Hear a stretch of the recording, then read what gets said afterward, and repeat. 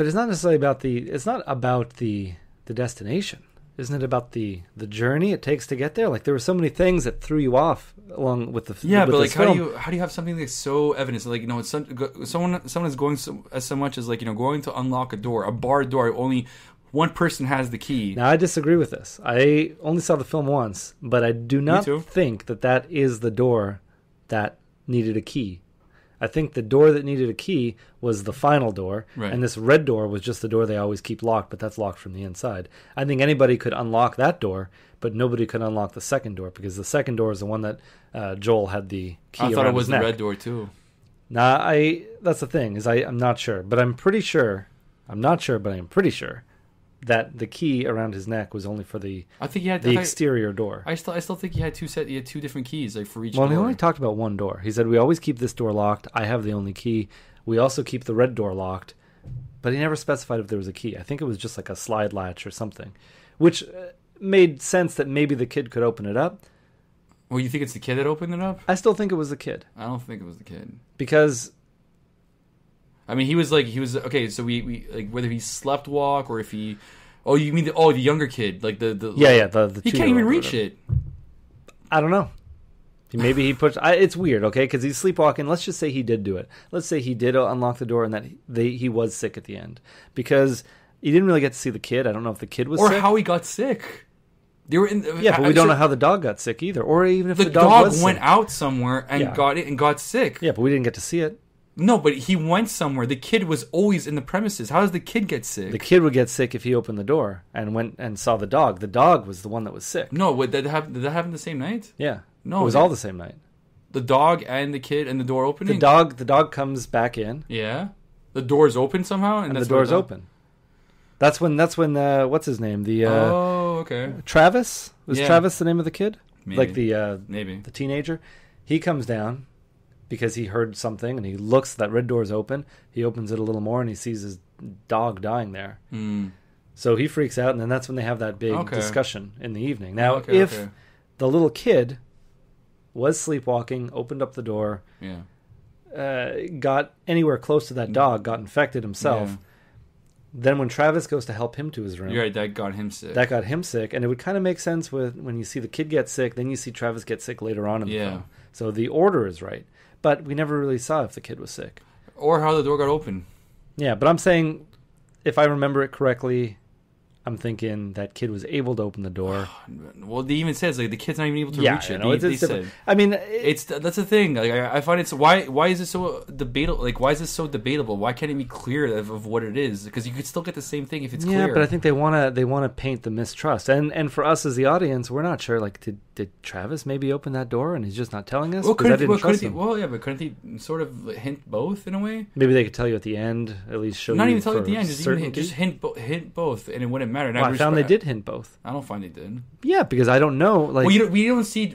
Travis is Travis has some weird like hallucinations. He has these tendencies. Yeah, he has. Yeah, he dreams or he doesn't sleep or whatever it is. But even the wife apparently doesn't sleep as well. Yeah, I'm just trying to say because they don't show it. It happens. It's kind of weird. It's kind of weird. Like if he slept, if it was evident that he sleepwalks, in a way, could it have been him, and then it could have been the kid that sleepwalks too. I mean, but did the kid infect him, or did Travis infect the kid?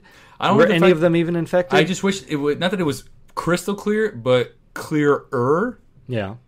That's kind of what I wish it was, because I guess, but nobody really got the whole picture, and that's the thing. Like none of these, what pissed me none off. of these actors, or the characters in the film, got the whole picture. So we're kind of a character in this film too. We're just watching, but we don't get to see everything. That's true, and I do like that element too. But I feel like when you don't answer certain questions, I kind of lose my interest in a way. But when you have answers to certain questions, then you know who to root for, what's going on, and then it takes the mystery out of it. And then you're like, this is the clear path to take. What's scarier than knowing the path is to not know what to do at all. Yeah, and I agree with that. But how about this too? Like, and this adds to it too, because remember they go out to go with the family or whatever, and they run into some people who who try to sidetrack them, derail them.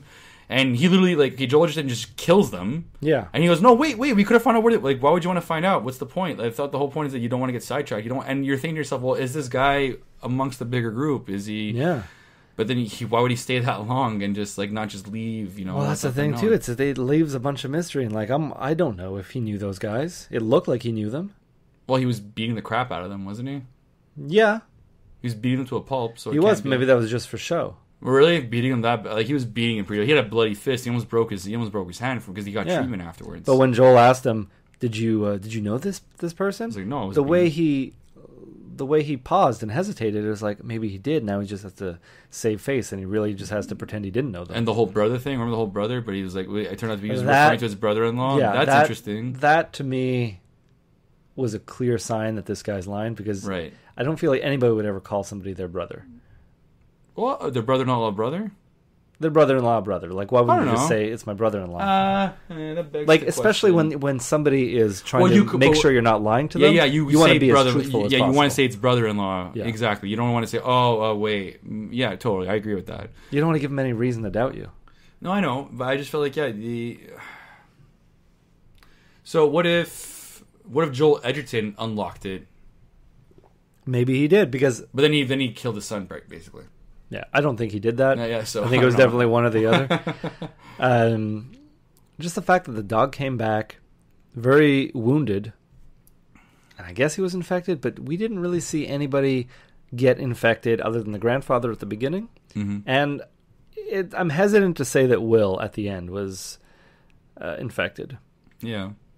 Well, Travis looked infected. Travis was. Well, how else did you get it then if he wasn't? Yeah, but Will. It still wasn't clear that they were, because even like he was saying, no one's sick here. Just take off your mask. No one's sick in here. Yeah, the kid was crying a lot. He was. There was something up with him, but that could have just been kids crying. Yeah, or he doesn't like. He's probably claustrophobic. Yeah, and there's a lot of mistrust in this household, and all that this other family wants to do is get out. They want to take enough supplies, not even more than their share, just enough supplies. Did they really expect that? Did they really expect that in that regard? Because like once you're in, you're pretty much in. You shouldn't leave. You can't leave, or else it does look like something, because you know where they live, you know where it is. There's no good way to part ways unless you know what's really going on out there. Yeah, but it's both families not trusting the other family. So maybe this other family, this Will, Sarah, and or not Sarah, I'm messing up their names, but that's fine. Will, the guest in that household, and his family, they probably don't trust the other ones either, so they want to get out and well, if they're the ones leaving, I don't know. If they're the ones leaving, it looks like they have something to hide, but it could be that they don't trust them as well. If they don't trust them, then you might as well just leave. Well, they're also on house arrest. Yeah, too. but not take any supplies at this point. If I really wanted to leave, I'd say forget the supplies. Just but you need a bit of water. You need one of your animals at least. Well, you can easily sneak out, take a jug of water, and maybe just take a goat, and that's that. Yeah. You could just easily do that. No, then there was attention drawn to them afterwards, so I don't know why. I think they did the right thing by killing them. Yeah, I believe so. It's hard to watch, to kill a baby and a mother and all of them, and the father in front of everybody and the screaming. It was, but if you want to stay alive, this is the kind of stuff you're going to have to go through. And if you let them out, who knows? Maybe they'll come back with a bigger group. Probably. There's a lot of things you're going to have to, like The Walking Dead tells us. Well, not anymore. Well, what they hammer into us over and over is just the idea of what you have to do to survive. Pretty much, yeah. This is what we do. People want, it's like, people are going to want to stay here. People are going to want to take it from us. So you got to kill everybody. Okay. I'll definitely be with you from the start when it comes to I probably, I wouldn't have let this family in to begin with. No, for sure. No, that's what I was saying too. And the fact that they left them out, that's the thing that bothers me the most. The fact that they left them out, it was just, it's like something could have happened to them, and then you still end up letting them in, and that doesn't make any sense. Keep your eye on them. The imagery of that red door, that was scary. Just the idea of everything at night. Like, everything at night is scary. You can agree with that. You didn't even see the whole house, though, technically. No. But, I mean, even Will's whole speech about getting into that house to look for supplies, and it's all boarded up. He didn't know anybody lived there. Yeah. That's all believable. Like, I wouldn't fault him for that. Yeah. But I like the way he answers. Like, look, I don't blame you for any of this or whatever it is. You're just protecting your family, and I'm trying to do the same thing. Yeah. So even if he's a good guy, if it comes down to protecting his family or helping Joel Edgerton protect his family, he's going to pick his own family. So you can never trust somebody fully. I would just kill him from the start. Yeah, kill him from the start. But he surrendered right away, so that's a problem. I guess. I think if the kid wasn't there and the wife wasn't there. Well, if he'd have killed him from the start, from when we first broke in, then they wouldn't have had a problem. Exactly. It's once you let them open their mouth. If you let them speak, then you can't kill them. Pretty much. But overall, yeah, like, I don't know. I still hated I just hated, like, the... how vague it was with the way things are. You know, it was super vague, but to me I wasn't comfortable with it. But how many times have you watched a horror film that once they explain what the threat was, or once they give you too many answers, you're like, oh, well, I don't like it that much. Yeah, anymore. But like you could have something like the Cabin Fever to me was something that was in a way, I think it thrived in that idea. Yeah, like they got sick. They don't know what it is. If someone gets sick and they just quarantine them in a way, and obviously it was kind of goofy in its own way because it's Eli Roth, but just still the way they didn't know the rules either with that thing. It's just the way they handled it, and I think this is the same thing in a way. But like I don't know, the thing that got them sick, I found it a bit like I don't know. It's I just don't see how like because they kind of have an idea of what's going on out there. Yeah, they never say it. No, and I feel like Joel Edgerton has the best idea of what's going on because he's the one who's really... Yeah. Like, he seems to know what's happening. But then again, maybe he's just really paranoid because I don't think anybody knows 100% what's going on. Right. I do want to say that the dreams that kid was having... I keep calling him the kid, but I know there's two kids. He's an older kid, too. Travis. Yeah. Kelvin Harrison Jr. So, the character of Travis. When he was waking up from a dream, within a dream... And he would be scratching at his arms because he had those boils coming out.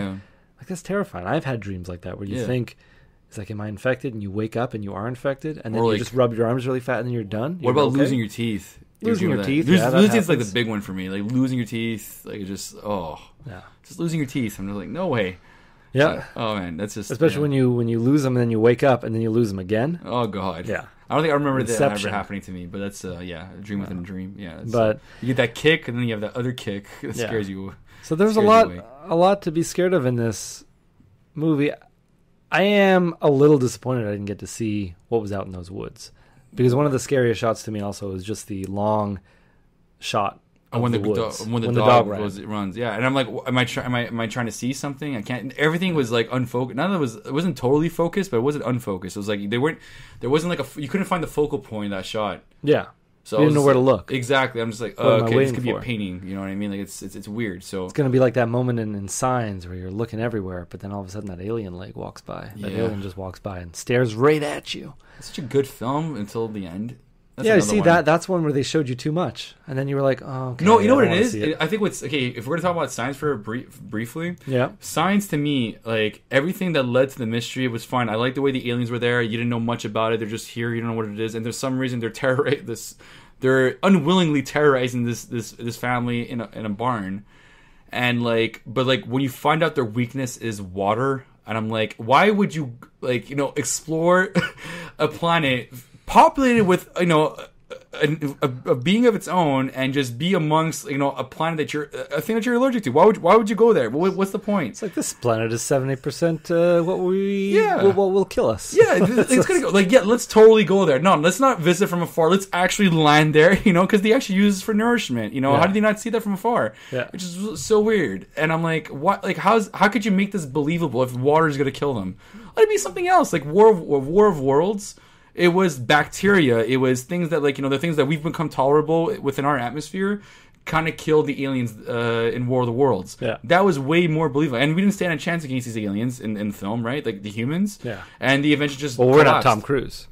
Tom Cruise didn't. He did Tom Cruise stood a big chance. He just ran. Yeah, actually, so he didn't save. He saved his own family, but he didn't save the world. And himself, yeah, he saved the part, but the world basically saved us. Yeah, because of bacteria. Yeah. So in Signs, I'm like, oh, we're gonna make it water? You got to be kidding me! Like it's like how do you have this everything? But everything was going so well for it too, because the way it was shown, the way you saw these these very abrasive appearances of the alien and just it walking by and the suspense, and it was great. So when you get to that end where Joaquin Phoenix is just taking that swing, and I'm like, just kill him with a baseball bat, not by the water. I don't know. See, but that's an example of They didn't give us any of this. What if we found out that the disease could have been cured by some water? Well, too much information. Well, and too easy, I think, right? Yeah. I think the cure for this disease is lighting the body on fire. And then she even said that maybe lighting the body on fire kind of maybe would have led the guy to breaking in. That's it, because after his whole elaborate what could have been a lie, and then Joel, you could see Joel's character believes him. But then his wife tells him, "He's like, oh, we probably just saw the fire," and it puts more doubt into him. Yeah. So you can none of these characters ever fully trust anybody else. I mean, I really feel like the situation, but I just really feel like